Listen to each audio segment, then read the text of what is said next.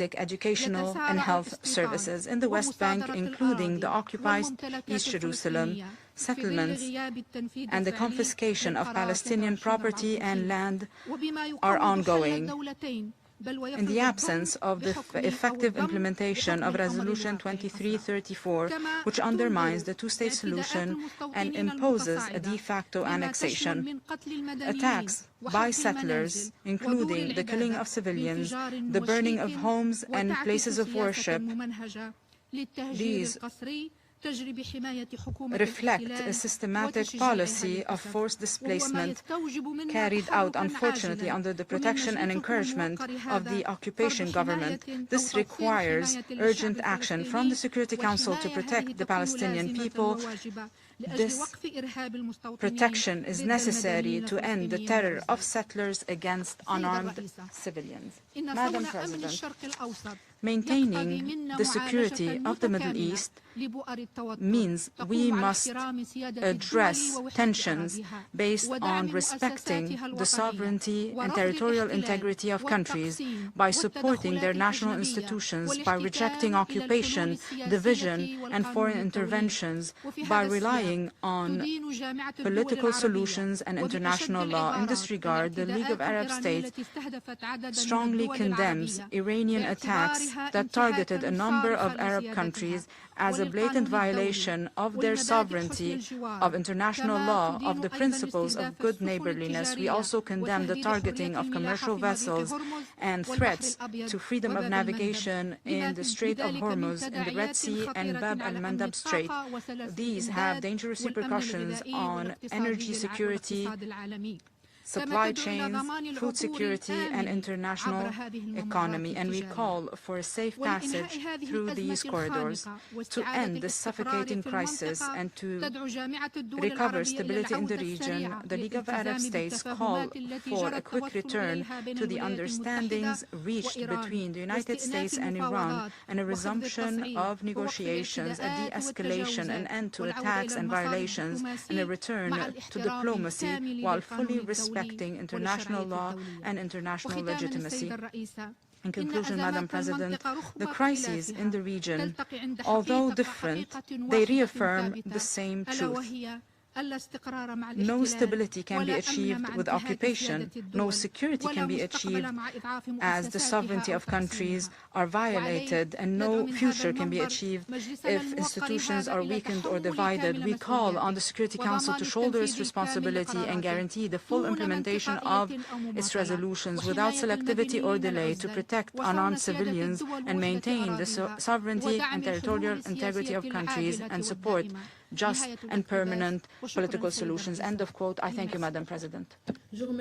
I thank Ms. Kliti for that statement. I now wish to give the floor to the representative of Japan. Thank you, Madam President. Japan thanks the Democratic Republic of the Congo for creating this opportunity. The situation across the Middle East remains volatile and precarious, with multiple crises unfolding simultaneously. This pursuit of diplomatic solutions is more essential than ever. Despite the momentum toward a possible ceasefire generated by the mediation efforts of many countries, Japan is deeply concerned by the recent escalating exchange of attacks.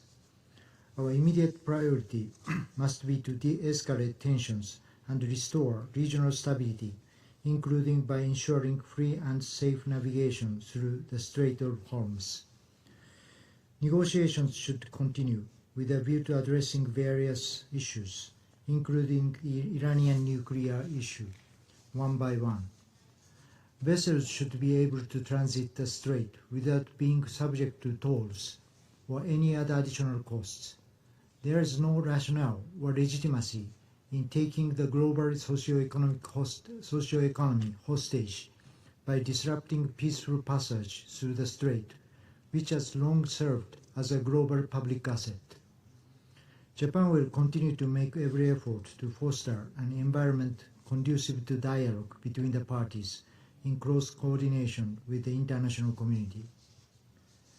We welcome the trilateral framework agreed between Lebanon, Israel, and the United States, as a meaningful step toward lasting peace.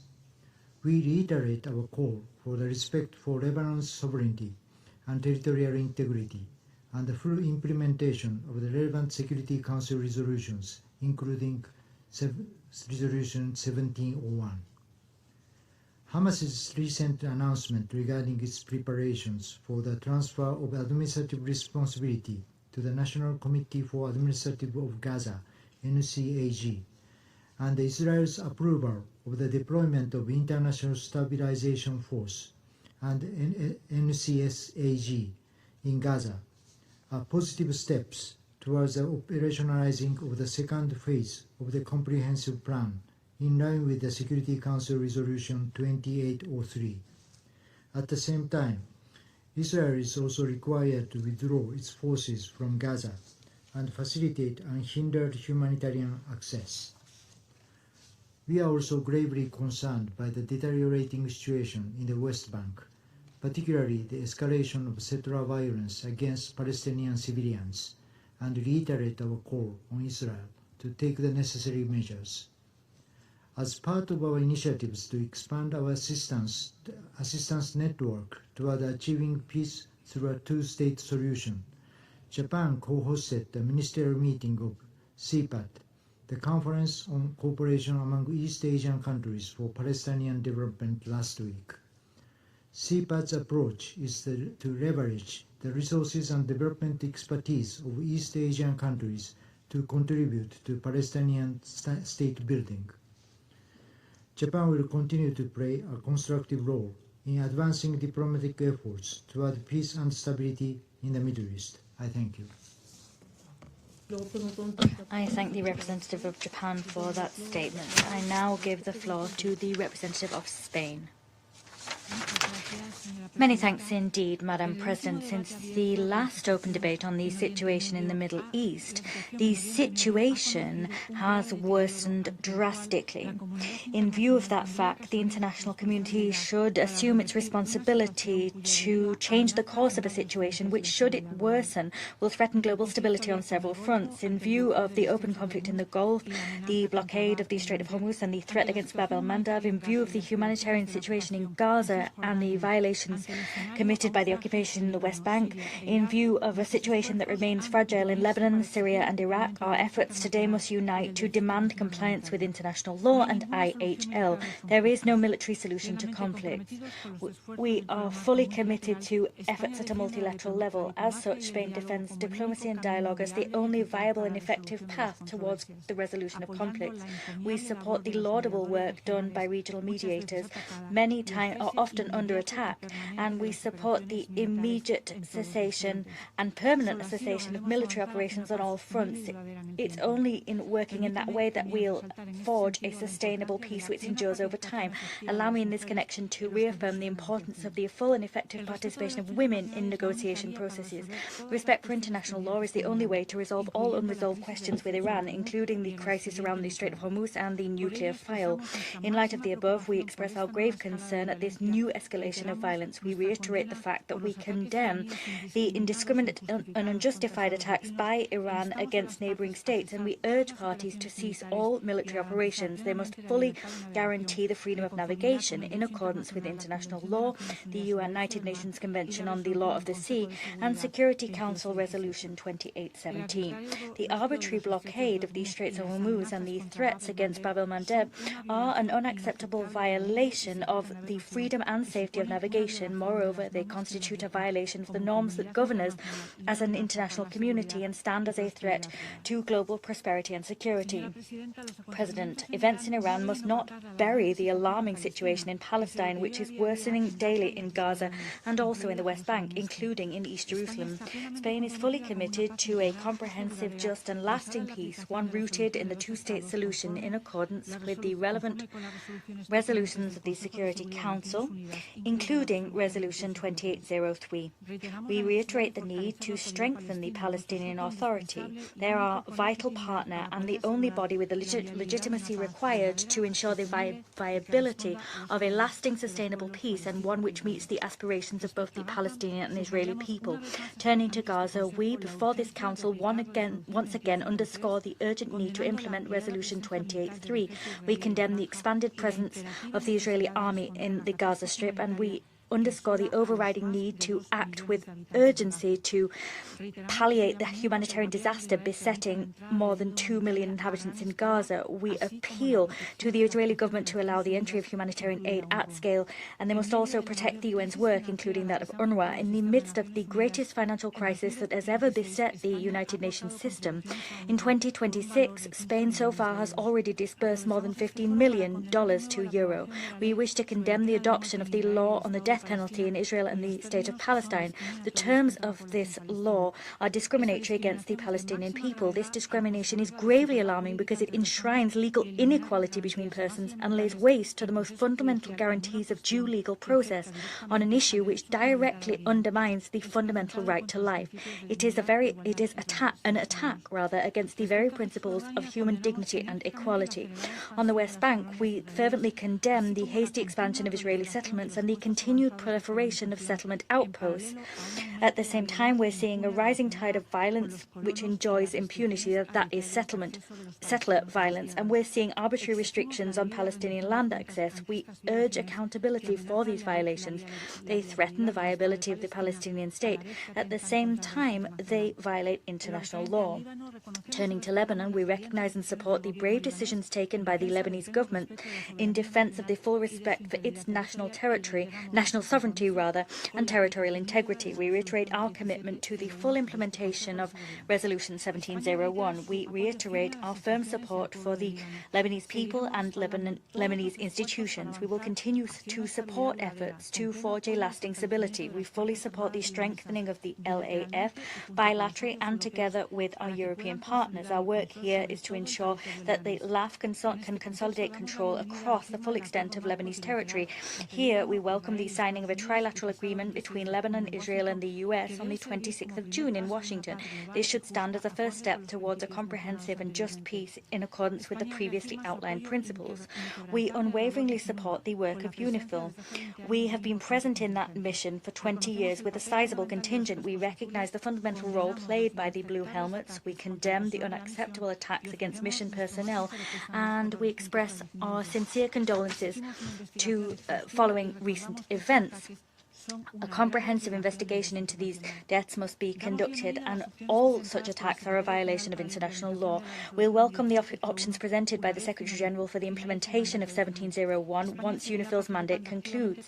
We will continue working actively with TCCs and PCCs and Security Council members to guarantee an orderly transition and to contribute to efforts underway to ensure stability down the blue line following UNIFIL's withdrawal. On Syria, we stand at a critical juncture for the country and its people, together with the challenge of rebuilding and buttressing legitimate and democratic institutions after decades of conflict. Concerns remain alongside internal and external pressure. There's also a serious humanitarian crisis, and there is a complex geopolitical situation at play at a regional level with security concerns also. We support a peaceful and inclusive political transition process, one which guarantees the full respect for the independence, sovereignty and territorial integrity of Syria, and we will continue working with the transitional government of Syria in this regard. I wish to underscore that the regional context in the Middle East is today a devastating one.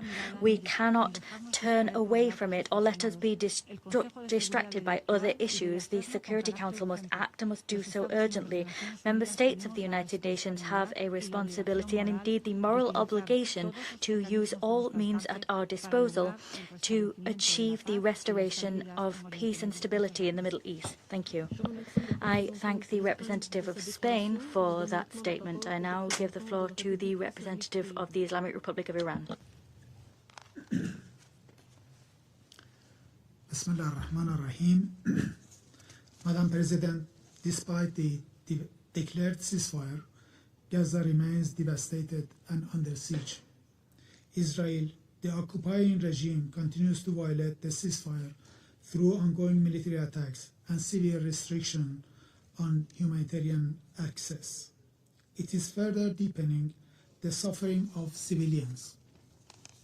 At the same time, the Israeli regime continues its illegal settlement expansion in the occupied West Bank, in clear violation of international law and relevant United Nations resolutions.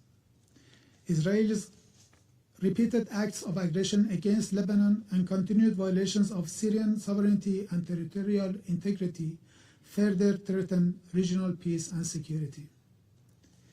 The continued unlawful actions of the Israeli regime pose a grave threat to international peace and security.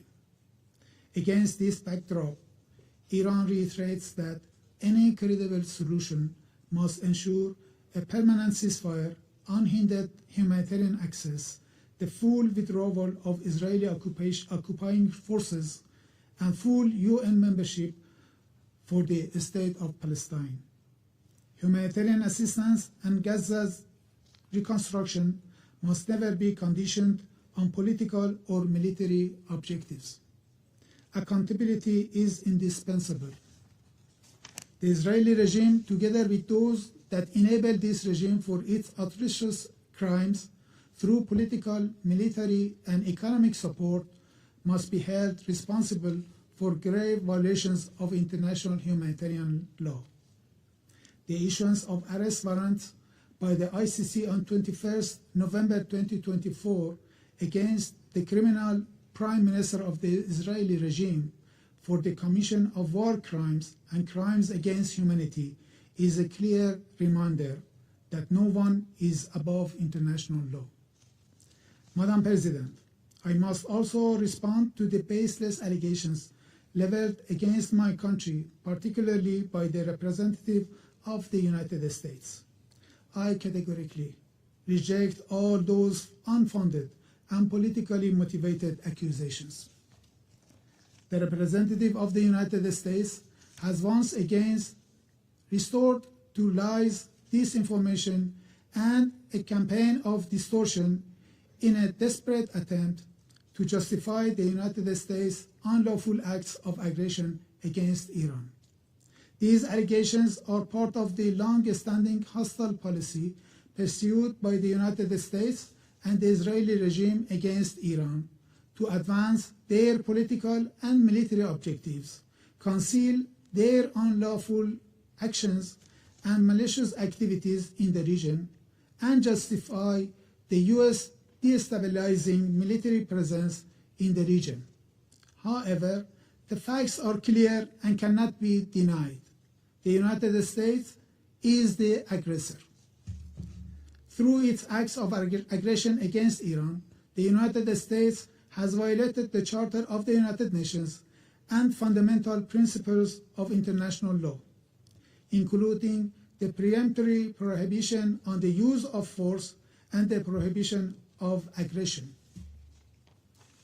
By deliberately targeting civilian and civilian infrastructure, including schools, hospitals, medical facilities, bridges, sport facilities, and other essential infrastructure, the United States has committed grave violations of international humanitarian law, including war crimes. The attacks on the Minab school is a tragic and undeniable example of those crimes. The President of the United States and other senior officials have openly acknowledged the commission of these heinous crimes and have even expressed pride in them. Such statements constitute further evidence of their responsibility. The United States bears full international responsibility for its internationally wrongful acts. Those who are responsible for these grave crimes will sooner or later face accountability before competent international judicial bodies. No one is above international law, and there will be no impunity.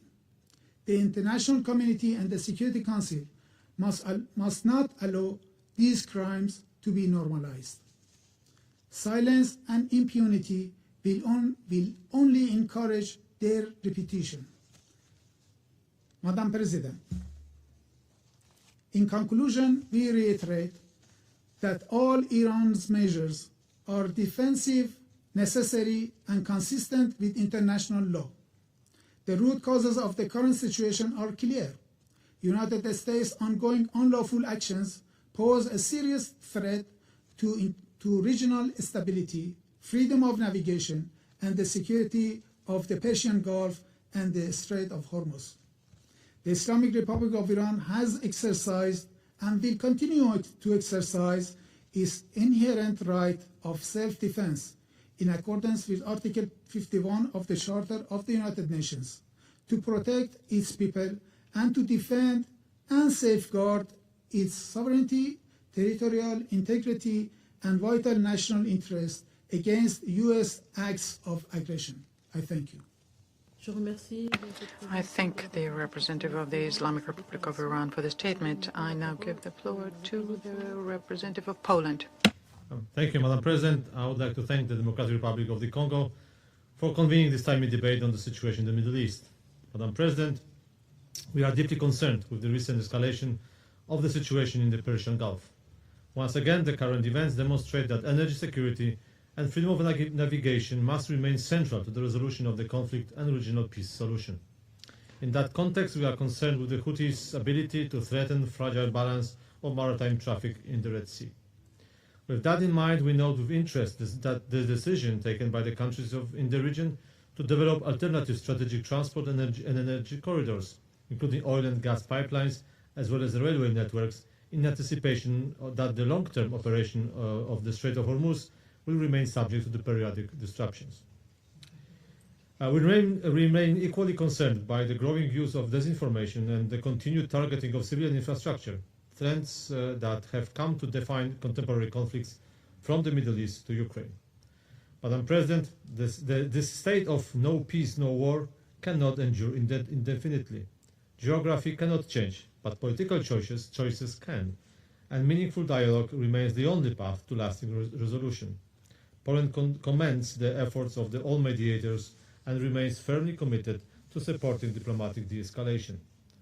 Two issues remain central: the full opening of the Strait of Hormuz and control over Iran's nuclear program, requiring full Iranian cooperation with the IAEA and compliance with the NPT and the Comprehensive Safeguards Agreement.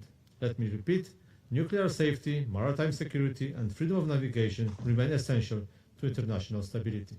Madam President, recognition of the Palestinian people's aspiration for statehood and support for the two-state solution remain key elements of Poland's Middle East policy, consistently reflected in our voting at the UN and grounded in the New York Declaration of September 2025. In this context, Poland shares the international community's alarm over escalating tensions in the West Bank. We urge Israel to protect civilians, ensure unhindered humanitarian access, and hold perpetrators accountable. We also oppose death penalty in all circumstances and called on Israel to maintain its moratorium on executions. Poland remains gravely concerned by the actions targeting UNRWA, whose work is indispensable for millions of refugees. More broadly, Madam President, let me underline that the protection of civilians remains a matter of the highest importance for Poland. We call for full respect for international humanitarian law and for holding accountable all those responsible for its violation, including attacks on humanitarian personnel. This issue carries particular weight for us. In April 2024, a Polish citizen was among the World Central Kitchen volunteers killed in an attack in Gaza. We once again demand an immediate and full end to attacks on civilians and civilian infrastructure and safe and unhindered humanitarian access everywhere, whether in the Middle East, in Africa, or in Ukraine. Madam President, our commitment extends beyond words. Before I conclude, allow me to highlight Poland's humanitarian and development support for the region. Poland actively supports humanitarian projects through Polish aid, NGOs, and various UN agencies, with particular focus on initiatives implemented in Lebanon, Palestine, and Syria. Our priorities include strengthening local resilience by ensuring access to healthcare, mostly through mobile clinics, supporting local entrepreneurship, reinforcing local administration and civil defense, enhancing preparedness and response to natural disasters, and expanding access to renewable energy. Our commitment to the people of this region remains steadfast. And I thank you. I thank the representative of Poland for this statement. I now give the floor to the representative of Bulgaria. Merci, Madame la Présidente. Bulgaria remains deeply concerned by the continuing instability across the Middle East and its serious implications for regional and international peace and security. In this regard, Bulgaria expresses its strong support for the efforts of High Representative Nikolai Mladenov and the Board of Peace toward the implementation of the Comprehensive Plan and Security Council Resolution 2803. We welcome the Office's efforts to support the implementation of the ceasefire arrangement, facilitate effective governance, advance recovery and reconstruction in Gaza, and coordinate international efforts in support of the comprehensive plan to end the Gaza conflict. Strengthening this mechanism remains essential to translating political commitment into tangible results on the ground. We underline the importance of the permanent disarmament of Hamas and all other non-state armed groups. Hamas cannot be part of the future governance of Gaza. We join the call for immediate, safe and unimpeded access and sustained distribution of humanitarian assistance at scale into and throughout Gaza. The deterioration of the situation in the West Bank, including the increase in settler violence and settlement activities, is a source of serious concern and need to be addressed. Bulgaria remains committed to a comprehensive, just and lasting peace based on two-state solution in accordance with the relevant United Nations Security Council resolutions, whereby two democratic states, Israel and Palestine, live side by side in peace within secure and recognized borders. On Lebanon, we welcome the trilateral framework agreement signed by Lebanon, Israel and the United States in Washington on 26th of June, which offers an important opportunity to advance de-escalation, restore Lebanon's sovereignty and territorial integrity, and move towards more sustainable security arrangements. The situation in Lebanon nevertheless remains fragile. The full disarmament of Hezbollah and other non-state armed groups remain essential for lasting peace and security. Bulgaria reaffirms its support for Lebanon's sovereignty and territorial integrity, as well as for the efforts of the Lebanese authorities to strengthen the Lebanese armed forces and extend state authority throughout the whole Lebanese territory. The implementation of Security Council Resolution 1701 in its entirety continued to be of key importance. With regard to Syria, Bulgaria remains firmly committed to supporting a peaceful and inclusive Syrian-led and Syrian-owned transition that upholds human rights and guarantees the participation of all Syrians without distinction. For this transition to succeed, Syria must be insulated from regional hostilities. We call on all external actors to fully respect Syria's sovereignty, unity and territorial integrity. On Iran, we express cautious hope that the halt in military strikes will create a new window for a ceasefire that could pave the way for the resumption of diplomatic engagement, with the aim of reopening the Strait of Hormuz in accordance with international law and ultimately reaching a negotiated solution to the outstanding issues related to Iran's nuclear and ballistic missile programs. Bulgaria is concerned that the periodic resumption of military escalation between the United States and Iran increases the unpredictability of the situation and the risk of miscalculation, and calls on all parties to exercise maximum restraint. We condemn the unilateral attacks on Iran against countries in the region, as well as the disruption of transit passage through the Strait of Hormuz. We underline the need to fully ensure freedom of navigation, as well as free and safe passage of vessels through the Strait of Hormuz, as reflected in UNCLOS. We also underline the importance of safeguarding maritime routes and freedom of navigation throughout the wider region, including the Red Sea and Bab el-Mandeb Strait. The recent threats by the Houthis are unacceptable and must be categorically rejected. I thank you, Madam President. I thank the representative of Bulgaria for this statement. I now give the floor to the representative of the United Arab Emirates.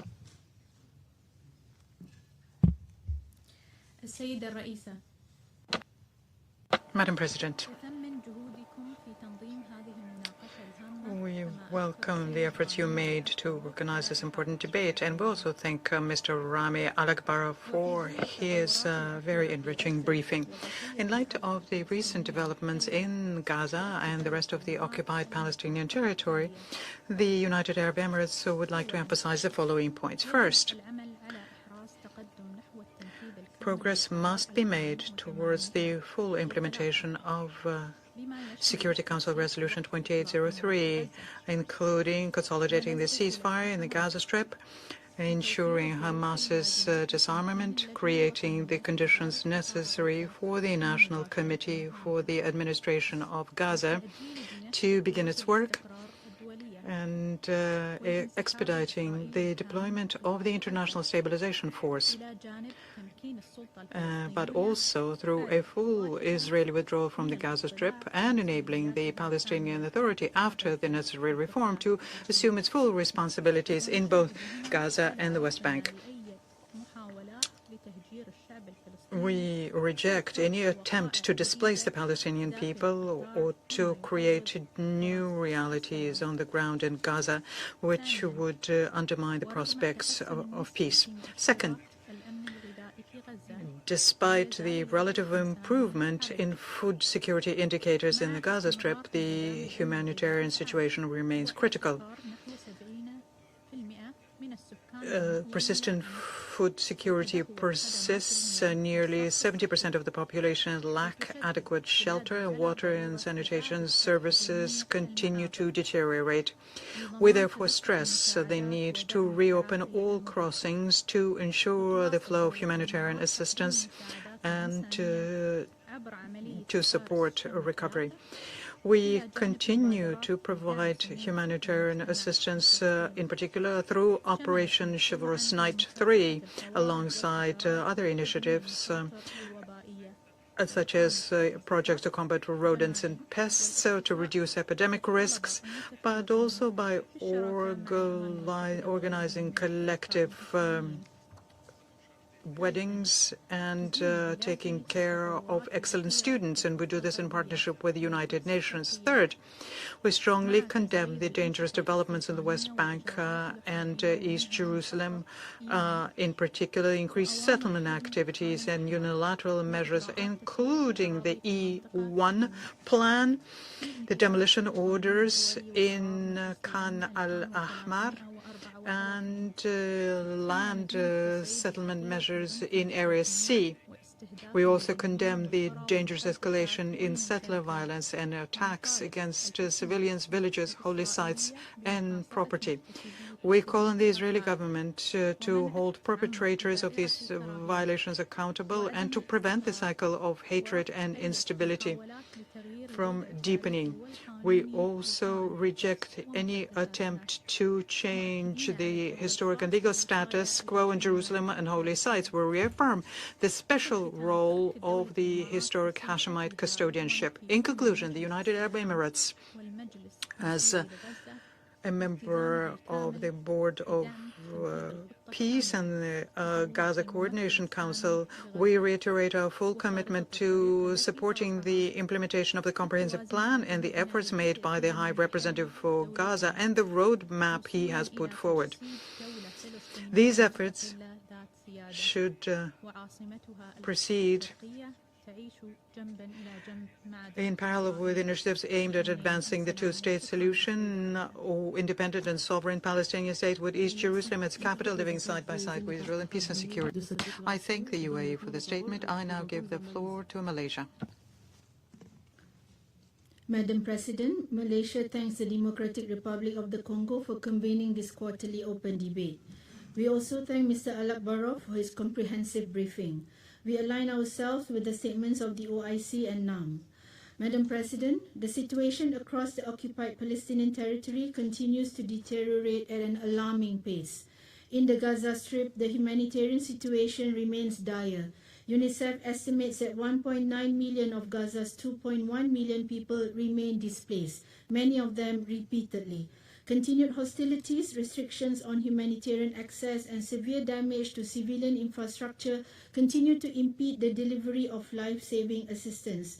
These conditions limit the Palestinians' access to food, safe water, sanitation, shelter, and health care. Israel's aggression extends beyond the Gaza Strip. The situation in the occupied West Bank, including East Jerusalem, is also worsening. Civilians, including children, have been killed not only by Israeli forces but also settlers. Israeli military operations, movement restrictions on Palestinians, demolitions of home and civilian infrastructure, the expansion of illegal Israeli settlement and settler violence in the occupied West Bank continue to drive displacement, isolate communities, and restrict access to essential services and livelihoods. Palestinian children are increasingly being denied safe access to education. Across the occupied West Bank, including East Jerusalem, 84 schools remain under pending demolition or stop work orders, including 54 that are facing full demolition. These violations must end. Israel must uphold its obligations under international law and international humanitarian law, including by protecting Palestinian children, schools, and other civilian infrastructure. These children deserve their right to education and must be protected from harm. Madam President, Malaysia reaffirms the indispensable role of UNRWA. The International Court of Justice Advisory Opinion of 22nd October 2025 and General Assembly Resolution 80/116 clearly call upon Israel to facilitate humanitarian relief efforts undertaken by UN entities, including UNRWA, for the civilian population without obstruction. They further call for the protection of all humanitarian and medical personnel and reaffirm the inviolability of United Nations premises and property, as well as the privileges and immunities of its officials.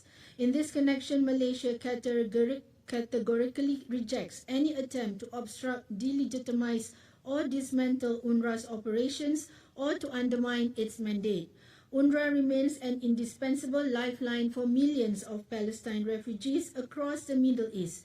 Any effort to weaken the agency is legally indefensible and morally unacceptable.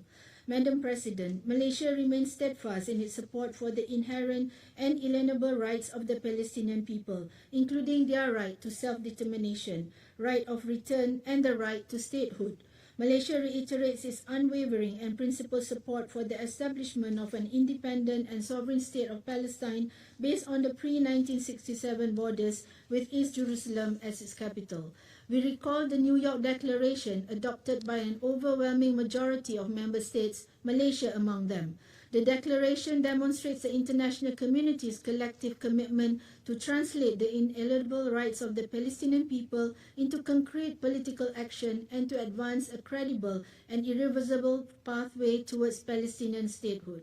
Madam President, to conclude, accountability for Israel's unlawful actions against the Palestinian people must remain a priority. Accountability is the foundation of justice, a safeguard against the repetition of atrocities, and a necessary condition for a just and lasting peace. This Council must not allow the sufferings of the Palestinian people to remain unanswered, nor their lives to be reduced to statistics. It must act with courage and consistency to uphold international law and to bring impunity to an end. The Palestinian people deserve justice, dignity, and freedom. Thank you. I thank the representative of Malaysia for this statement. I now give the floor to the representative of Tunisia. Merci, Madame la Présidente. Thank you, Madam President. At the outset, I would like to thank the Democratic Republic of the Congo for convening this meeting, and we would like to express our support to you as you discharge your functions presiding over the Council. As we've already said on many occasions, the tragic situation in the Middle East is a direct result of the failure of the international community to restore its inalienable rights to the Palestinian people throughout their territory. territory. We call on the international community to address the violations committed by the occupying power and to assume their political and moral responsibility in the maintenance of international peace and security in order to assure the enforcement of international law, in particular international humanitarian law. We reaffirm our support to the vital role played by UNRWA in providing relief for Palestinian refugees and its outstanding contribution to regional stability. The international community has to continue providing political and financial support to UNRWA and reject any attempts to detract from their mandate. In conclusion, we reiterate our unconditional support for the Palestinian people as they fight to defend their inalienable rights, in particular the right to self-determination. We support our Palestinian brothers in their self-determination, their struggle for the full restoration of their rights and the establishment of their state on the entire territory of Palestine, with Al-Quds al-Sharif as its capital. I thank Tunisia for the statement. I now give the floor to the representative of Portugal. Merci, Madame President. Starting with the Gulf, Portugal calls for the full implementation of the Islamabad Memorandum of Understanding. We urge all relevant parties to uphold international law, including international humanitarian law and freedom of navigation. Portugal supports a diplomatic solution as the only viable path to a comprehensive and long-lasting peace. The same applies to Yemen. Turning to Lebanon, we welcome the trilateral framework agreement and highlight the importance of its implementation in the context of existing UN Security Council resolutions, including 1701. We believe the UN should continue to having a role post-UNIFIL. Concerning Syria, Portugal welcomes the inaugural session of the People's Assembly and the recent visit by the Secretary General of the United Nations, both of which mark significant milestones in the country's political transition. Regarding Palestine, the humanitarian situation in Gaza remains grievous. Portugal calls for the full implementation of the comprehensive plan. We stress that the UN and all its agencies, including UNRWA, as well as international NGOs, must be able to fulfill their roles. Violations of the ceasefire must stop. Furthermore, the Palestinian Authority should be involved in preparation for its return to the Strip. In the West Bank and East Jerusalem, Portugal is concerned by the surge in settlers' violence and Israel's unilateral actions aimed at increasing its control over the occupied Palestinian territory, including the expanding settlements, which are illegal under international law. We also condemn actions pertaining to alter the status quo of holy sites. Portugal formally recognized the State of Palestine 1 year ago and remains committed to the implementation of the two-state solution and to promote a just and lasting peace in the Middle East in line with the New York Declaration. Madam President, Portugal remains convinced that diplomacy is possible, dialogue is necessary, and peace is achievable. This is the spirit that will guide us as we will serve as elected members of the Security Council in 27 and 28. I thank you. I thank the representative of Portugal for that statement. I now give the floor to the representative of Canada. Madam President, Canada remains deeply concerned by the ongoing conflict with Iran. We reiterate the need to work towards a diplomatic resolution to the conflict and support efforts by Pakistan and Qatar and other regional partners towards the resumption of negotiations. Canada urges all parties to ensure the protection of civilians and civilian infrastructure. We condemn in the strongest terms Iran's strikes against Gulf states, Jordan, and other partners in the region. We stand firmly in support of our Gulf partners' sovereignty and security and commend their ongoing efforts towards dialogue and de-escalation. Canada will continue to pressure Iran to end its malign behavior. To this end, we have imposed sanctions on a total of 227 Iranian individuals and 260 entities.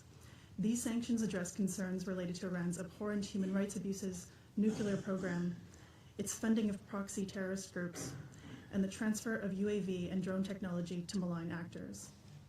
Canada is equally concerned by the situation in the Strait of Hormuz, where the continued disruption of maritime security poses a serious threat to our economies and overall security, including critical supply chains. Canada calls on Iran to respect navigation rights and safe passage through the Strait of Hormuz in line with international law. Canada is working with partners towards restoring maritime security and safe navigation through the Strait of Hormuz, and we stand ready to support proposed French and UK initiatives. We are also concerned by the recent Houthi threats against Saudi Arabia, including to disrupt the lawful passage of vessels in the Bab el-Mandeb Strait. The Bab el-Mandeb Strait must remain open and safe for international navigation, free from attacks or interference in accordance with international law. Canada welcomes initial steps taken under the Trilateral Framework Agreement, including the recent deployment of the Lebanese armed forces in areas of southern Lebanon, and encourages the continued implementation of commitments by all parties. We reiterate the importance of full respect for Lebanon's sovereignty, territorial integrity, and the commitments undertaken by all parties in accordance with international law and relevant UN Security Council resolutions, including 1701.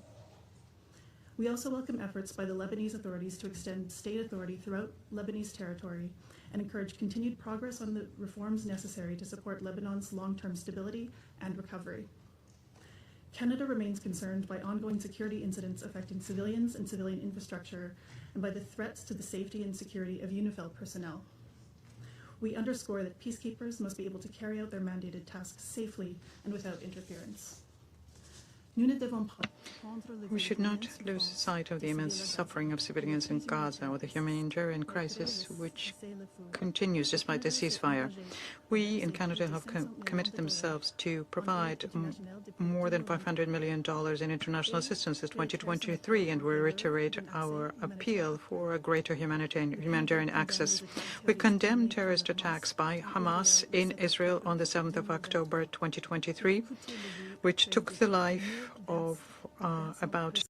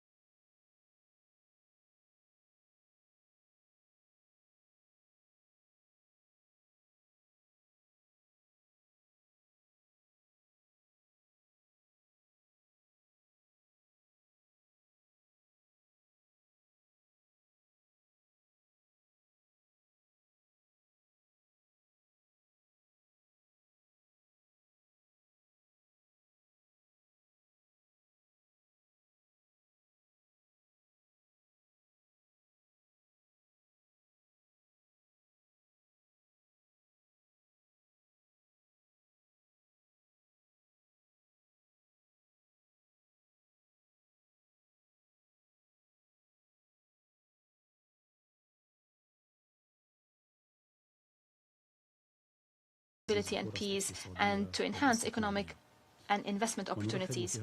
In this context, we welcome the positive developments in Syria, whose stability contributes to Lebanon's stability, and vice versa.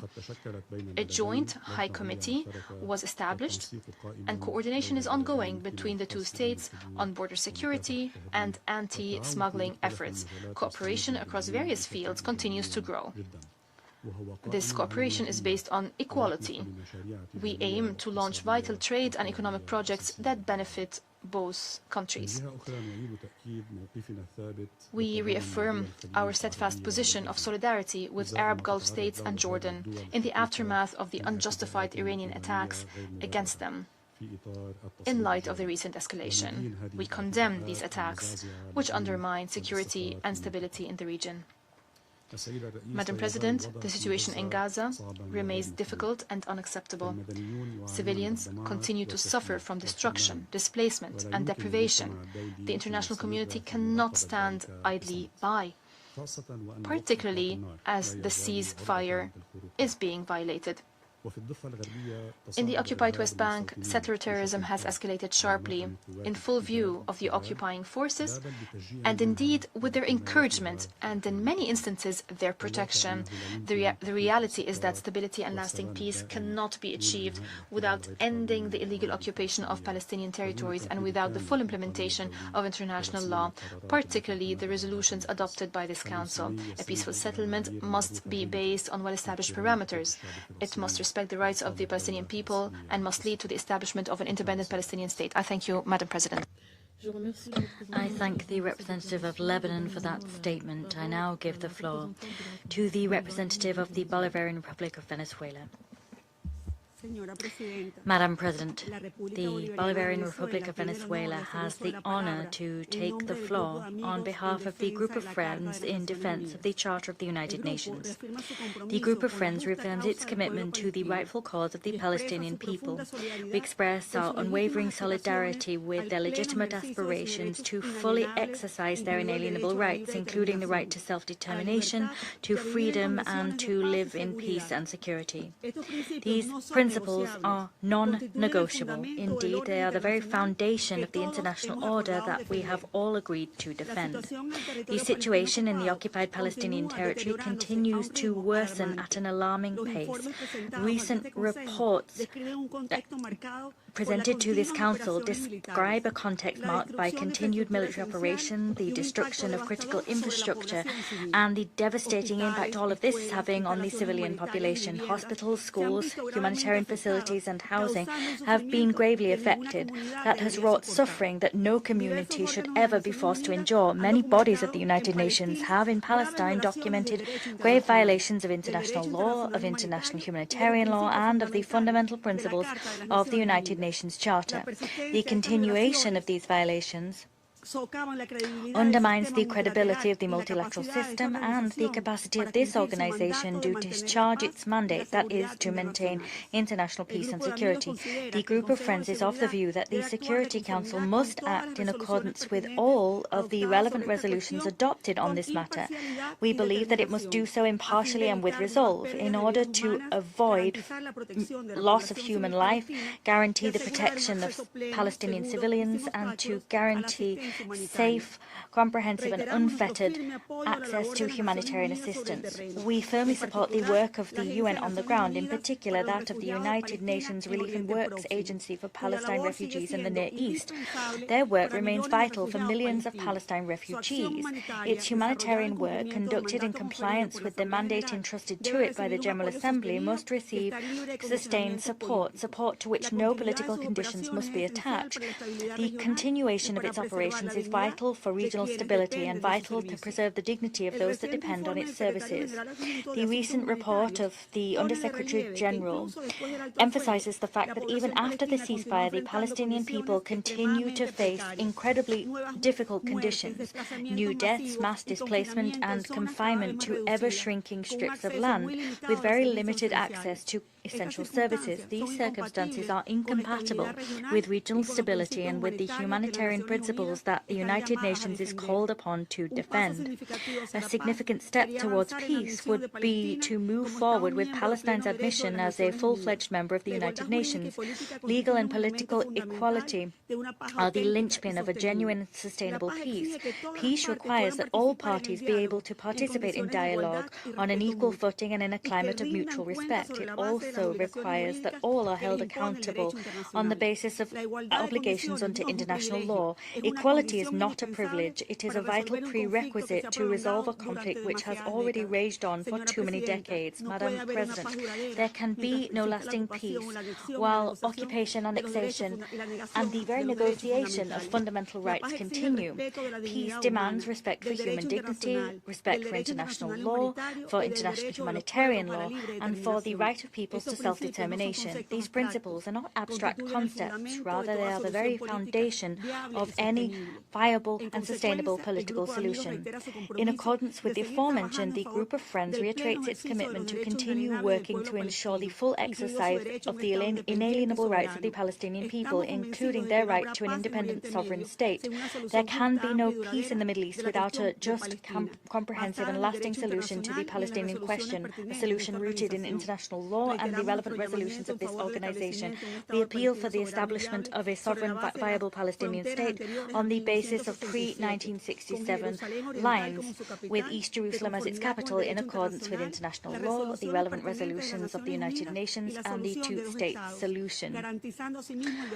Here we must guarantee the right of return of Palestinian refugees in accordance with relevant UN resolution. The group of friends reaffirms that the UN Charter continues to stand as our collective guide. Upholding the Charter is not optional. It is the very prerequisite for the peaceful coexistence of states and for the protection of all peoples throughout the world.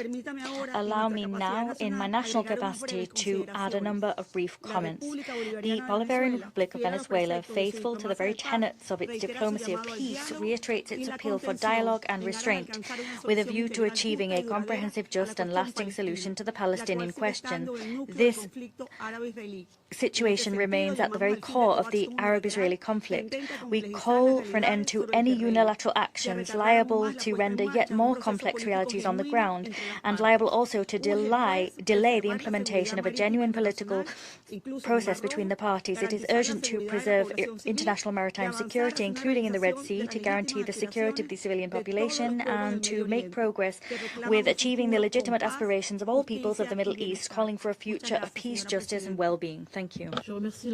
I thank the representative of the Bolivarian Republic of Venezuela for that statement. I now give the floor to the representative of Vietnam. Madam President, Vietnam remains deeply concerned about the ongoing situation in the Middle East, including the renewed hostilities and the risks of their further spread across the globe. The fact that maritime security and freedom of navigation through the Strait of Hormuz have yet to be restored, continued hostilities and restrictions on humanitarian access in Gaza, the worsening situation in the West Bank, and the deterioration of security in southern Lebanon. These developments are causing immense human suffering, disrupting international trade and energy supplies, heightening regional and global uncertainties, undermining the implementations of City Council Resolution 2803 and the comprehensive plan to end the Gaza conflict, and jeopardizing the prospects for negotiated settlement between the US and Iran. We regret that the City Council has not been able to take united, balanced, and impartial action to address this pressing crisis and their serious implications for regional and international peace and security. We are especially alarmed by attacks against civilian infrastructure. Under all circumstances, civilians and critical civilian infrastructure must be protected. Such attacks constitute violations of international law and relevant UN resolutions, including Security Council Resolution 2573 in 2021.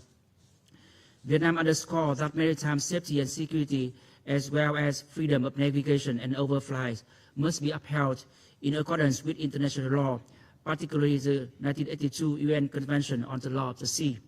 This is essential not only for stability in the Middle East, especially in and around the Strait of Hormuz, but also for safeguarding global energy supplies, food security, and economic stability.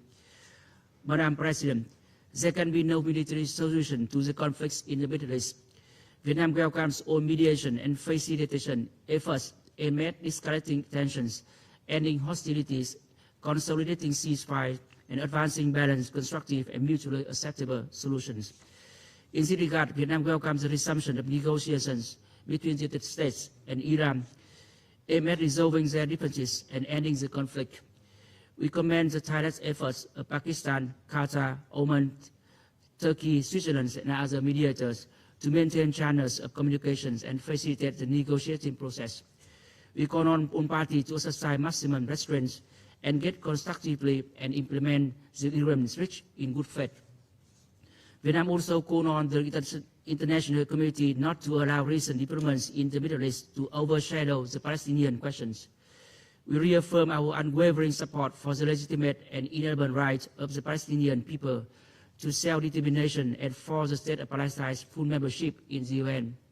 We remain steadfast in supporting the two-state solutions based on the pre-1967 borders in accordance with international law and relevant UN resolutions. I thank you, Madam President. I thank the representative of Vietnam for that statement. I now give the floor to the representative of Namibia. Thank you, Madam President. Your Excellencies, the situation in Palestine, one of the gravest crises confronting the international community, has reached a point where euphemisms and diplomacy caution no longer suffice. Recent developments in Gaza, including what we all have chosen to label as a ceasefire, do not resemble any ceasefire recognized under international law. When civilians continue to face brutality, when humanitarian access remains obstructed, and when the occupying power retains full coercive control, we must call this situation what it is: a pause defined by the perpetrators, not by the protection and needs of the civilians, or of the victims. The humanitarian situation in Gaza remains catastrophic and depicts the predictable outcome of sustained destruction, displacement, and deprivation. Children are suffering from trauma. Families are living amid rubble. Disease is spreading. The world should not remain insensitive to this human tragedy. Behind every statistics are real people, families, and communities whose lives have been profoundly affected. Namibia stresses that humanitarian assistance must flow unhindered, at scale, and without political interference. UNRWA must be allowed to operate fully and safely. Attempts to delegitimize or restrict its work or actions that exacerbate human suffering and undermine the international system's ability to respond. In the same vein, we want to reiterate that reconstruction of Gaza should not be a distant aspiration. It is an immediate necessity. The people of Gaza cannot be condemned to live indefinitely amongst the ruins of their homes, schools, hospitals, and places of worship. A credible reconstruction effort requires sustained international support, adequate resources, and the removal of all barriers. Madam President, Namibia is deeply outraged by recent reports of deliberate violence against Palestinian children, including killing and sexual violence attributed to Israeli forces. These acts constitute some of the gravest violations of international humanitarian and human rights law. Children must never be targets of conflict. Namibia demands independent investigations and full accountability of all perpetrators without exception and without political shielding. The same should apply to the situation in the West Bank, where the illegal expansion of settlements continues unabated. These actions violate international law, undermine the viability of a two-state solution, and fuel tensions and instability across the Middle East. They are a deliberate attempt to undermine political outcomes on the ground. Madam President, The recent 2026 UN OIC conference on the question of Jerusalem, held in Cairo, Egypt, reaffirmed that Jerusalem remains central to the Palestinian question and any viable peace process. Consistent with its outcome, Namibia reiterates that East Jerusalem is an integral part of the occupied Palestinian territory. The state of Jerusalem cannot be determined through unilateral measures or fait accompli on the ground, but through justice, dialogue, and a steadfast commitment to the rules-based international order, including the right to self-determination. The international momentum behind Palestinian statehood has never been clearer today. And today, the state of Palestine is recognized by a record number of countries, reflecting the international community's growing acknowledgement that Palestinian statehood is legitimate, necessary, and overdue. Namibia therefore calls on this Council to shoulder its responsibility by reflecting the overwhelming international consensus. The credibility of this Council is being tested. Selective norms, persistent inaction to stop genocide and atrocities, crimes in the Gaza Strip and war crimes in the West Bank, and the failure to enforce its own resolutions erode multilateralism. Namibia urges the Council to act with consistency and courage. We remain firmly committed to contributing to restore peace and hope for the Palestinian people and a region that have endured for too much, for too long. I thank you, Madam President.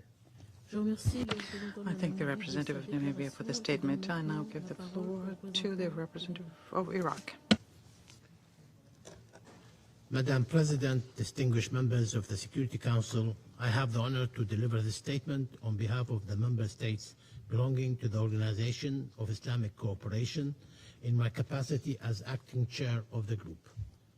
At the outset, I wish to express our sincere appreciation to the Democratic Republic of Congo for convening this quarterly open debate and for the comprehensive briefing provided to the Council.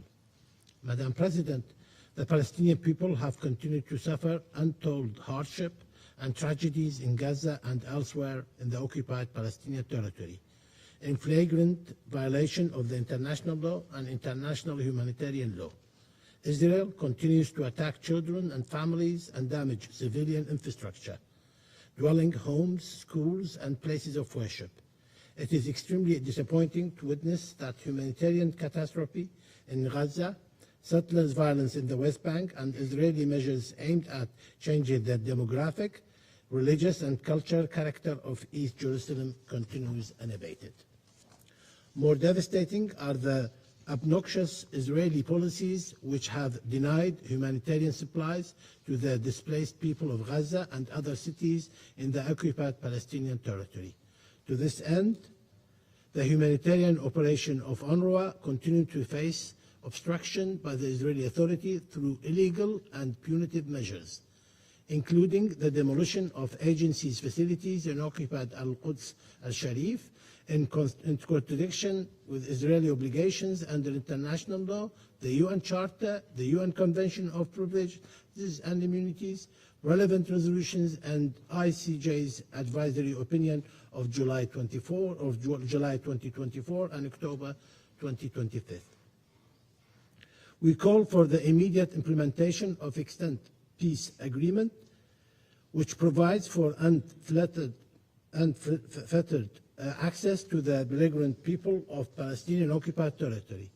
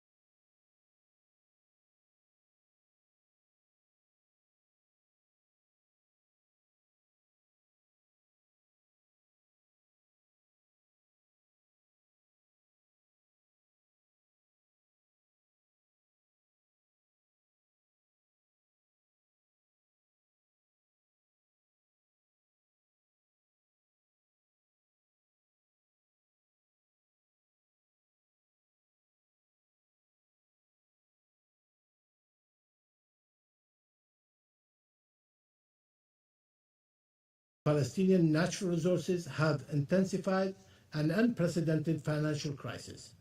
Israel must release all unlawful withheld Palestinian tax revenues, cease the exploitation of Palestinian natural resources, and provide full repatriation to the damage caused by its illegal measures. Madam President, the OIC Group reiterates that lasting peace in the Middle East requires Israel's complete withdrawal from all occupied Arab territories, including the occupied Syrian Arab Golan Heights, and the full compliance with the Security Council Resolution 242, 338, 497. We condemn Israel's incursion into Syrian territory since 8th of December 24, in violation of international law, the UN Charter, and 1974 disengagement agreement. The OIC Group welcomes the trilateral framework of June 26, 2026 between Lebanon and the United States of America and Israel. The group emphasizes the imperative of Israel's full compliance with the ceasefire, the cessation of all military attacks against Lebanon, its immediate, complete, and unconditional withdrawal from all Lebanese territory. Ensuring the return of forceful displacement Lebanese to their homes. The group further calls for the full implementation of UN Security Council Resolution 1701. It further reiterates its steadfast position in support of the sovereignty, independence, territorial integrity, and unity of Lebanon. The group strongly condemns the repeated Israeli attacks against civilians, including women and children, journalists, medical staff, the Red Cross, the civilian infrastructure. It further condemns attacks against the Lebanese armed forces, the state institutions, as well as the large-scale destruction and symmetrical demolition of Lebanese towns and villages, and the establishment of so-called security zone, all of which constitute a flagrant violation of international law, including international humanitarian law.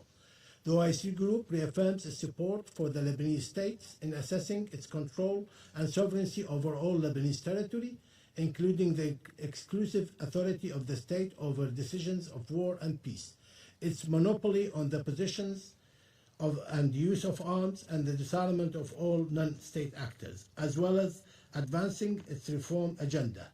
The group underscores the urgent need to scale up humanitarian assistance to Lebanon to address the growing needs of affected civilians, as well as the enhanced support for the Lebanese armed forces. The group also strongly condemns the attack on UNIFIL personnel and premises, and stresses the need to ensure accountability for all such attacks. In conclusion, the OIC Group reiterates its call on the Security Council to support the Palestinian people in their just struggle for the recovery and exercise of their national rights, including the right to return and the realization of an independent for the State of Palestine on the pre-1967 borders with East Jerusalem as its capital. Thank you. I thank the representative of Iraq for the statement, and I'll give the floor to the representative of Australia. Thank you, Madam President. 8 months since the adoption of Resolution 2803, the humanitarian situation in Gaza remains dire. Millions of Palestinians remain displaced, and more than 1,100 have been killed since the October ceasefire, with thousands more injured. We must end this suffering. That's why Australia supported President Trump's peace plan and Resolution 2803, which presents the most viable route available to end the suffering in Gaza and to bring stability. Improved humanitarian access is a fundamental part of that plan, but the suffering in Gaza continues to be exacerbated by unnecessary impediments and restrictions on humanitarian aid. These restrictions must be lifted. Border crossings must be fully opened to allow aid to flow unimpeded to those in need, and UN agencies and NGOs must be allowed to perform their vital work. Humanitarian workers must be respected and protected in line with international law and the Declaration for the Protection of Humanitarian Personnel. Australia is proud to play a role in assisting Palestinians in need, and we commend the extraordinary efforts of humanitarian organisations delivering vital services in difficult conditions. The Australian government recently announced new support for recovery in Gaza, including $15 million to the UN Horizon Fund. Madam President, a two-state solution has always been the only pathway to enduring peace and security for both Israel and Palestine. That is why Australia recognised the state of Palestine almost a year ago as part of coordinated international efforts to build momentum towards achieving this goal.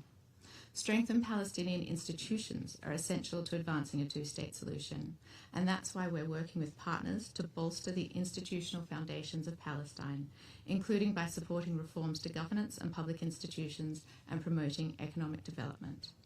This includes a $10 million contribution to the World Bank's Palestinian Fund for Reconstruction and Development to strengthen the Palestinian Authority's public financial management. Madam President, Australia opposes all actions that risk fueling further violence and instability. We remain unequivocal in our condemnation of Hamas, including for its atrocities on October 7, 2023, and its ongoing acts of terror. Hamas must disarm and play no role in the governance of Palestine. In the West Bank, Israel's expansion of illegal settlements continues to present a major obstacle to peace. It has been accompanied by unprecedented levels of settler violence. Australia recently joined partners to impose further sanctions on violent settlers and related entities for their serious human rights abuses against Palestinians. Israel must hold perpetrators of settler violence to account and must cease ongoing settlement activity. Altering the demographic composition of Palestine is unacceptable. Achieving lasting peace also requires stability beyond Gaza and beyond the West Bank. The dire situation in Lebanon is creating serious humanitarian impacts. We welcome the trilateral efforts by Lebanon, Israel, and the United States to support enduring peace and stability in the region. We want to see a durable end to the conflict, Lebanon's sovereignty and territorial integrity respected, and Hezbollah disarmed in line with Resolution 1701. Australia has long called for de-escalation and an end to the Middle East conflict. The longer that these wars go on, the greater the regional and global costs. We want to see negotiations between the United States and Iran continue, the ceasefire to resume, and for the Strait of Hormuz and other vital trade corridors in the region to be kept open. Thank you. I thank the representative of Australia for the statement, and now give the floor to the representative of Uganda.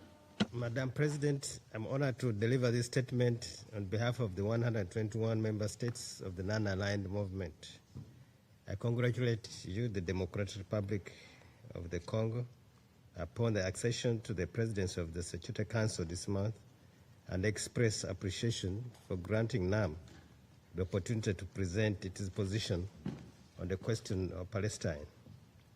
NAM reaffirms its long-standing, common and principled position on the question of Palestine, and is deeply concerned about the implications of this historic injustice against the people of Palestine, and most critically, in the Gaza Strip, where the civilian population continues to suffer from the unprecedented humanitarian catastrophe inflicted on it by Israel, the occupying power.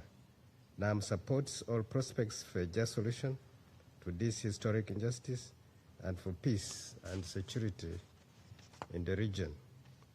NAM condemns in the strongest terms all these illegal practices and all forms of violence, particularly Israeli military attacks and Israel collective punishment against the Palestinian people, as grave breaches of international law, including humanitarian and human rights law. The killing and injury of more than 244,600 Palestinian civilians in Gaza, the majority of whom as children and women, as well as medical personnel, humanitarian workers and journalists, is an indictment to the mandate of the UN Security Council. NAM demands an immediate and complete cessation of all forms of armed hostilities, violent repression, and illegal Israeli practices, policies against the Palestinian people and other nations in the region. The members of the United Nations conferred on the Security Council the primary responsibility for the maintenance of international peace and security in accordance with Articles 12 and 24 of the Charter. The Security Council must uphold its mandate to maintain international peace and security and must act to implement its own resolutions as provided for in the UN Charter.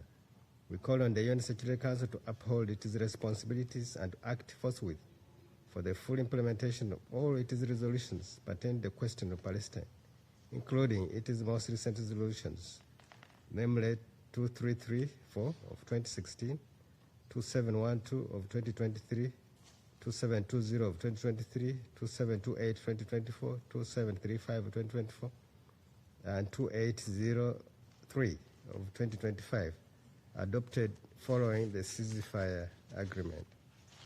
The non-aligned movement welcomes the trilateral framework of June 26, 2026 between Lebanon and the United States of America and Israel.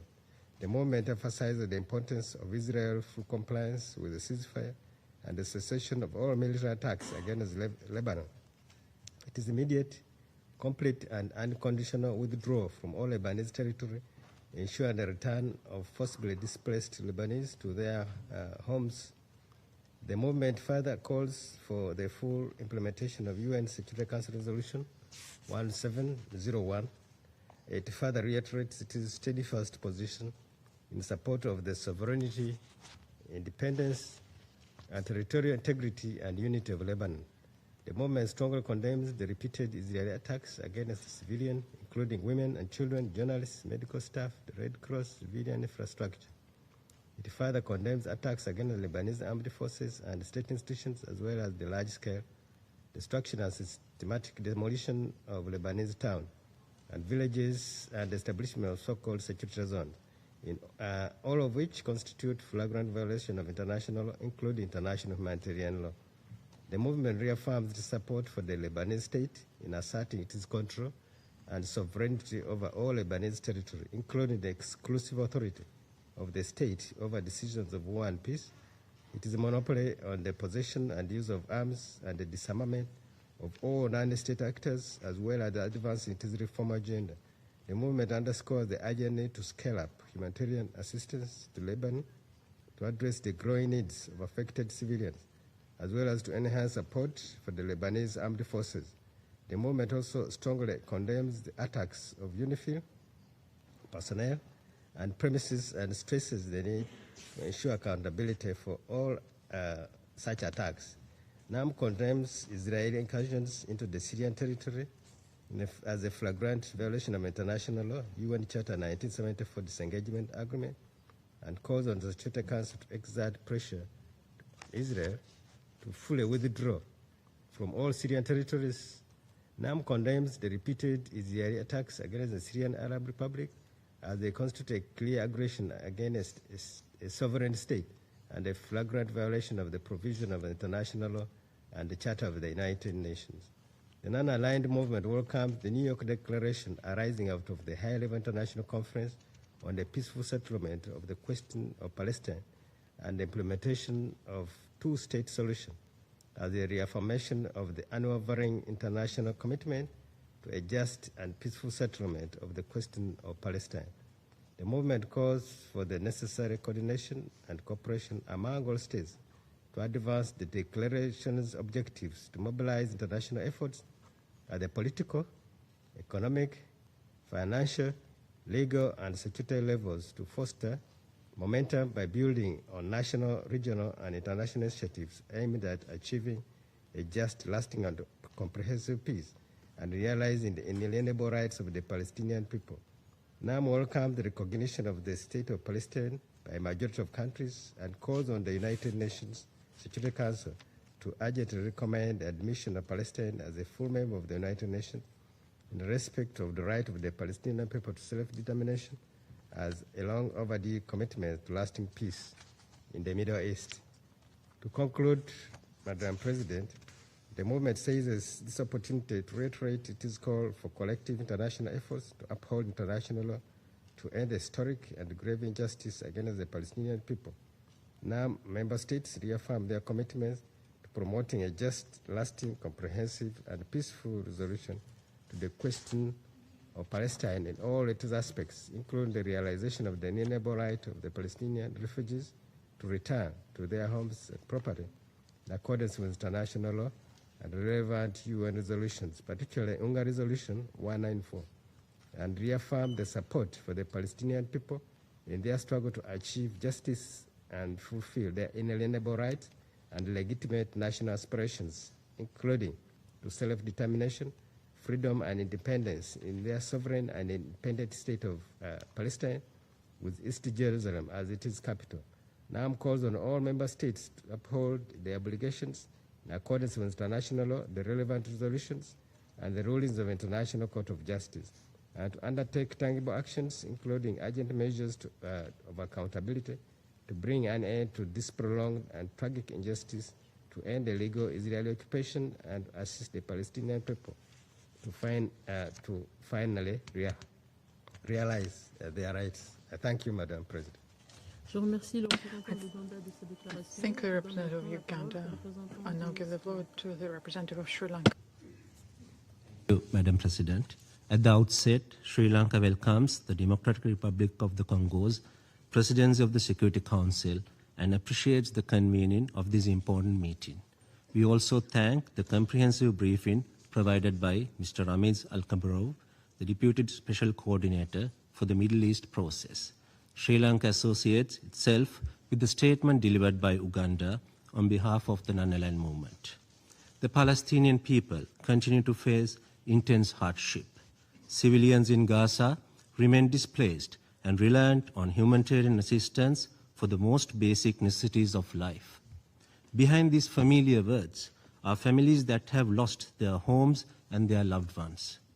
Sri Lanka calls for the full observance of the ceasefire and the implementation of all relevant Security Council resolutions. Humanitarian assistance must reach all those in need safely and without obstruction. International humanitarian law must be respected.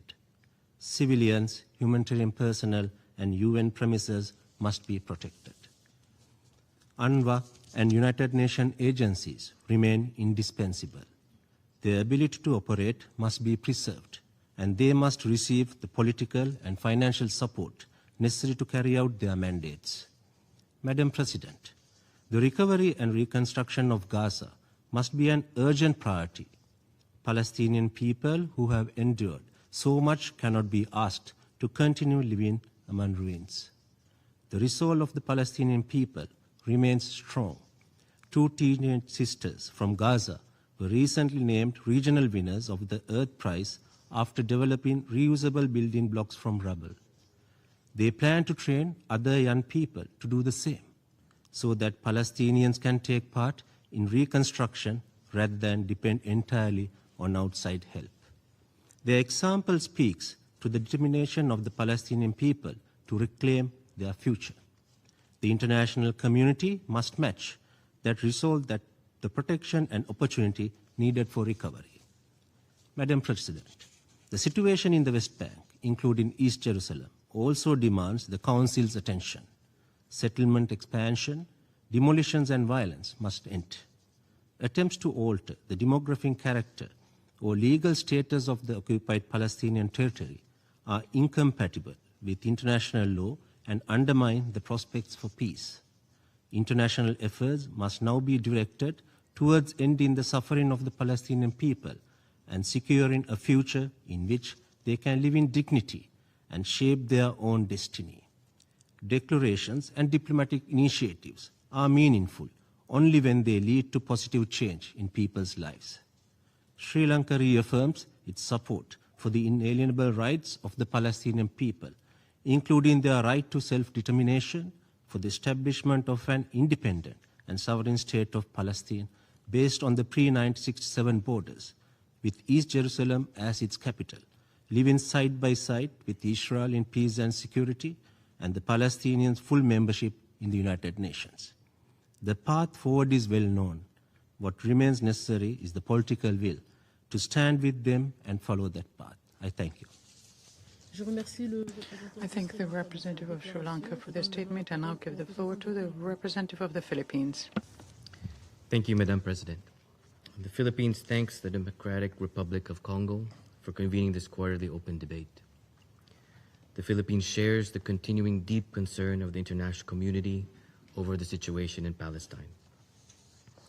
Philippines reaffirms its consistent and principled support for the inalienable right of self-determination of the Palestinian people and to the two-state solution. We strongly believe that the two-state solution remains the only viable path to lasting and durable peace, with Palestine and Israel coexisting side by side in peace and security.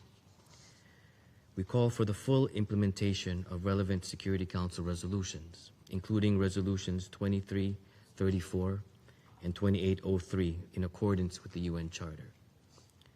The Philippines emphasizes the primacy of international law, particularly international humanitarian law, in the protection of civilians and safeguarding of vulnerable groups, including women and children.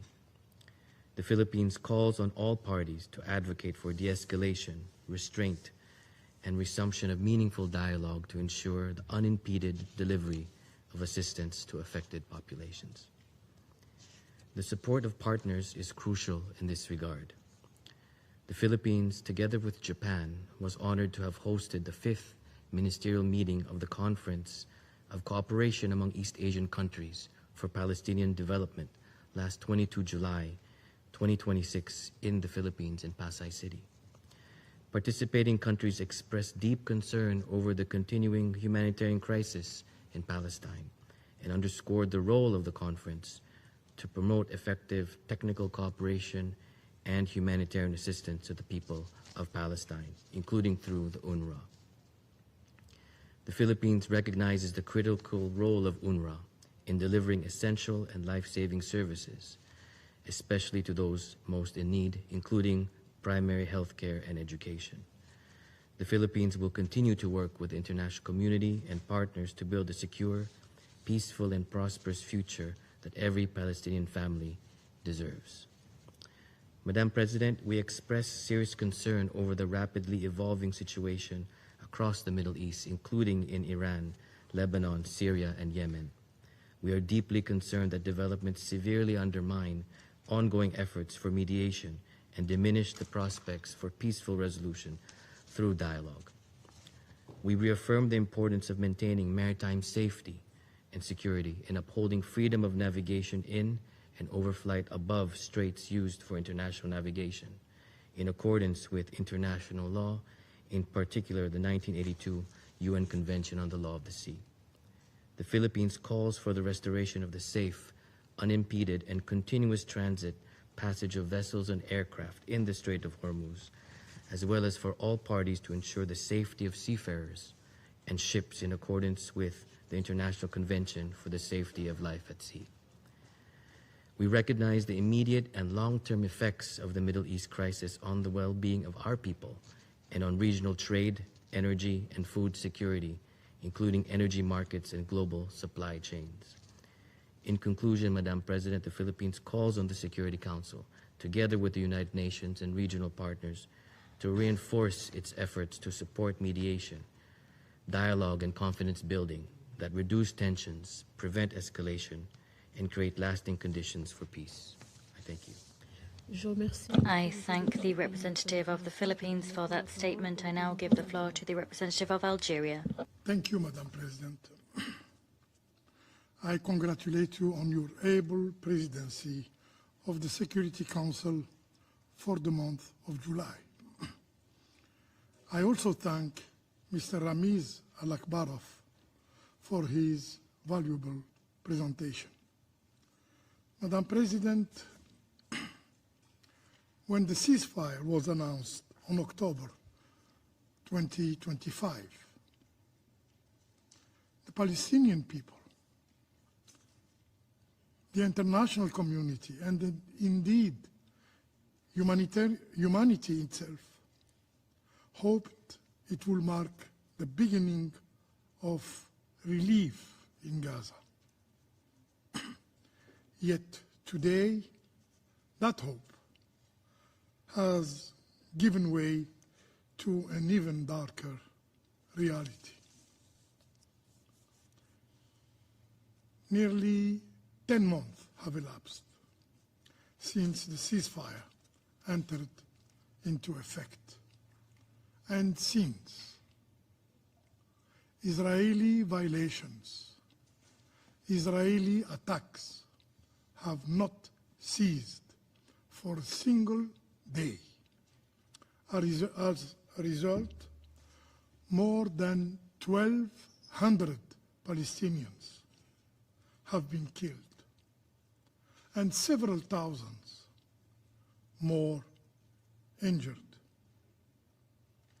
We are equally alarmed by reports that Israel, the occupying power of Gaza, a Palestinian territory, is now constructing an earthen barrier along the so-called Yellow Line, further exacerbating Gaza's fragmentation while continuing to destroy and to depopulate areas under occupations. Meanwhile, the West Bank has become a scene of relentless violence. Brutal military operations have driven mass displacement from refugee camp,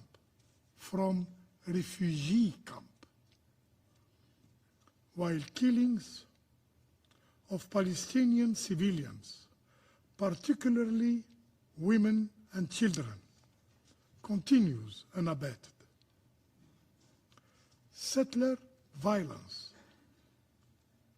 illegal settlement expansion, Palestinian home demolition and confiscation of land continue to accelerate the systematic erosion of the Palestinian presence in the territory. Madam President, against this grim backdrop, I would like to highlight the following points. First, these atrocities are the direct consequence of prolonged impunity. Yes, impunity. Israel's systematic annihilation of the Palestinian people, of their land, and of their means of existence has been allowed to continue without accountability. As long as impunity prevails, such violations of international humanitarian law, of resolution of UN Security Council will persist unchecked. Second, Madam President, this Security Council must fully assume its responsibilities. It must ensure full respect of the terms of the ceasefire. It must guarantee the protection of civilians and humanitarian personnel. It must secure unhindered humanitarian access to the Palestinian civilians. And it must create a condition, finally, of the immediate reconstruction of Gaza for the Palestinian, not for foreigners. Third, President, Israel policies and practice in the occupied territories remain a clear violation of international law, as reaffirmed by the International Court of Justice in July 2024. and Security Council Resolution 2334, whose implementation can no longer be postponed. The Palestinian people continue to demonstrate extraordinary resilience in the face of unimaginable suffering. Their endurance reminds us that peace cannot be built under any occupation, cannot be built under injustice or collective punishment. Peace requires justice. Justice requires accountability, and accountability requires action. Action from this very Security Council. To conclude, Madam President, allow me to reaffirm Algeria's unwavering support for the inalienable right of the Palestinian people to self-determination and for the establishment of its sovereign and independent state with Al-Quds al-Sharif as its capital. I thank you. I thank the representative of Algeria for that statement. I now give the floor to the representative of the Maldives. Thank you, Madam President. Gaza has become the graveyard of this Council's promises. For nearly 3 years, Israel has carried out a genocide in full view of the world. Every delayed decision has given that genocide more time. Every unenforced resolution has given Israel greater impunity. The ceasefire announced in October 2025 did not end Palestinian suffering. Across the occupied West Bank, including East Jerusalem, settlement expansion, demolition, land seizure, and settler violence are driving forced displacement and de facto annexation. Israel's impunity is not confined to Gaza. Its attacks, illegal occupation, and repeated violations across Palestine, Lebanon, and Syria are destabilizing the region. The Council must take 3 steps: set deadlines, verify compliance, and impose consequences. On Palestine, the Council must demand an immediate end to attacks on civilians, settlement expansion, demolitions, forced displacement, and restrictions on humanitarian access. It should require regular reporting on Israel's compliance. UNRWA must be protected. The sanctity of Al-Aqsa Mosque and the historic and legal status quo of the holy sites must be respected. On Lebanon, the Council should require Israel to end its attacks and withdraw from all Lebanese territory immediately. UNIFIL should verify that withdrawal, and the Secretary General should report to the Council before the mission ceases its operations.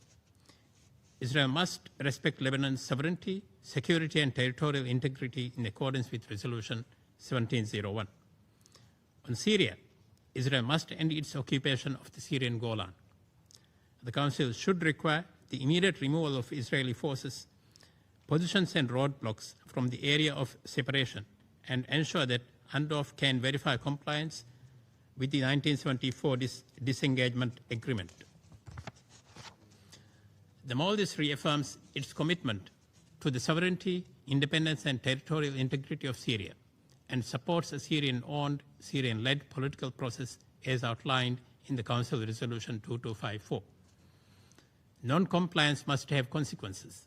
The Council should impose targeted sanctions on individuals and entities responsible for obstructing humanitarian aid, attacking civilians or UN personnel, and expanding illegal settlements. The Maldives reiterates its call for an arms embargo against Israel. Member states must stop supplying weapons used to sustain genocide and occupation and attacks across the region. These measures must advance a political outcome, the recognition of an independent and sovereign state of Palestine based on the pre-1967 borders with East Jerusalem as its capital. Palestine must be admitted as a full member of the UN. Palestinians do not need another description of their suffering. They need deadlines, verifications, and consequences for the perpetrators. Genocide must end, occupation must end, and Palestine must be free.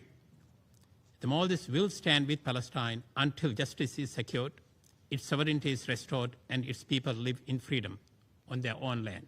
I thank you. I thank the representative of the Maldives for that statement. I now give the floor to the representative of Ireland. Thank you, President.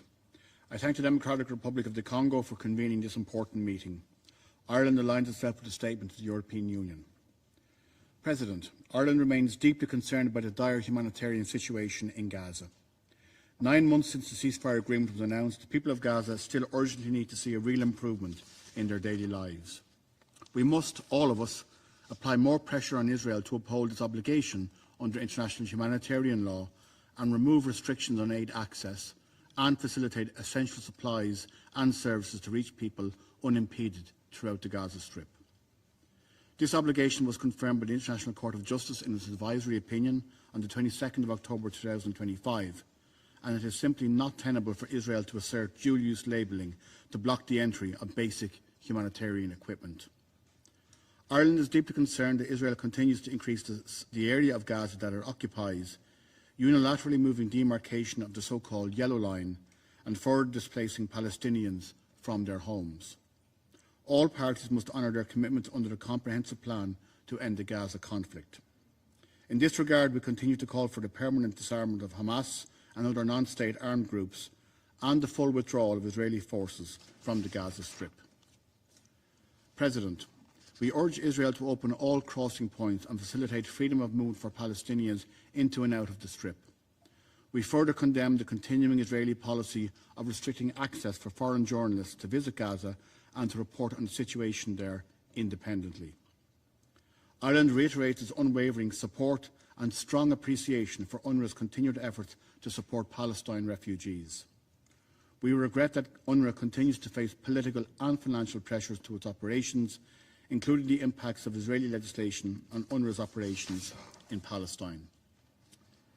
President, Ireland is alarmed by the increasing extremist settler violence in the West Bank, which continues within an environment of impunity. Accountability for such violence is imperative, and the West Bank must be a central part of efforts to reach agreement on a durable and sustainable peace through implementation of the two-state solution. President, we are deeply concerned by the continuing conflict in the Gulf region and its devastating humanitarian, economic and political impacts. All sides there are obliged to uphold international law, including international humanitarian law. We call on the parties to the conflict to engage meaningfully and in good faith and to return to negotiations provided for in the MOU they agreed on in mid-June. There is no military solution to this conflict. A durable peace can only be achieved through dialogue and diplomacy. President, we welcome last month's trilateral agreement between Israel, Lebanon and the United States. We hope that the full implementation of this agreement builds momentum for the disarmament of Hezbollah, the complete withdrawal of Israeli troops, and the deployment of Lebanese armed forces in support of Lebanon's sovereignty and territorial integrity and the establishment of a lasting peace. The people of Lebanon have experienced conflict and interference from outside their country for far too long. President, we commend the Syrian authorities for their continued efforts to achieve a positive transition. The international community must support Syria to overcome remaining key risks, including internal violence, external interference and occupation of its territory, and the need for transitional justice and accountability. I thank you. I thank the representative of Ireland for that statement. I give the floor to the representative of South Africa. Merci, Madame. Thank you, Madam President. South Africa calls South Africa thanks the Democratic Republic of Congo for convening this quarterly open debate on the Middle East, including the question of Palestine, providing all UN member states an opportunity to address the Council on a matter that lies at the core of resolving instability and insecurity in the region. Madam President, we welcome the pause in military strikes between the US and Iran following breaches of the Islamabad Memorandum of Understanding that was signed in June. This paves the way for renewed diplomatic efforts aimed at finding a peaceful and durable resolution to the ongoing conflict. Resolving the Strait of Hormuz crisis is vital for the global economy, as this is one of the strategic choke points for the global supply of oil and international trade. The ongoing disruption has introduced volatility in global oil prices, caused inflation, pushing millions into poverty. South Africa thus calls for an immediate cessation of hostilities, de-escalation, and a return to diplomacy through the Oman-mediated process and the Islamabad Framework Agreement. Madam President, we cannot discuss instability in the Middle East while ignoring its root cause in the continued occupation and unresolved Palestinian question. The credibility of the international rules-based system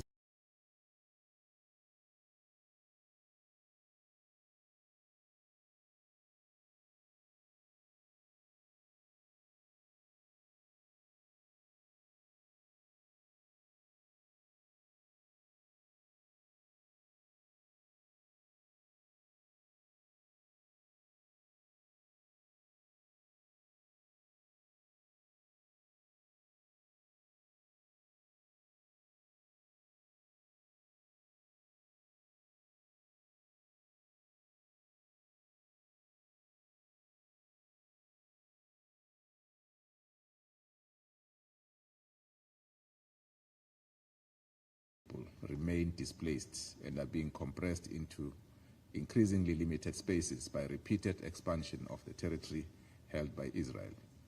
Moreover, Israeli forces reportedly issued maps showing that they control 64% of the territory, having advanced past the initial yellow line demarcating the approximately 50% of Gaza's territory.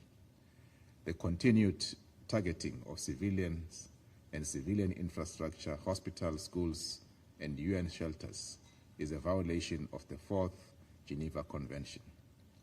Collective punishment of protected people cannot be justified, including the political campaign seeking to undermine UNRWA's credibility and operational mandate. This must stop.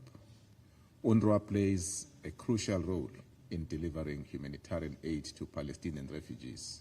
South Africa reaffirms its full support for UNRWA's indispensable role in providing life-saving humanitarian assistance and human development services.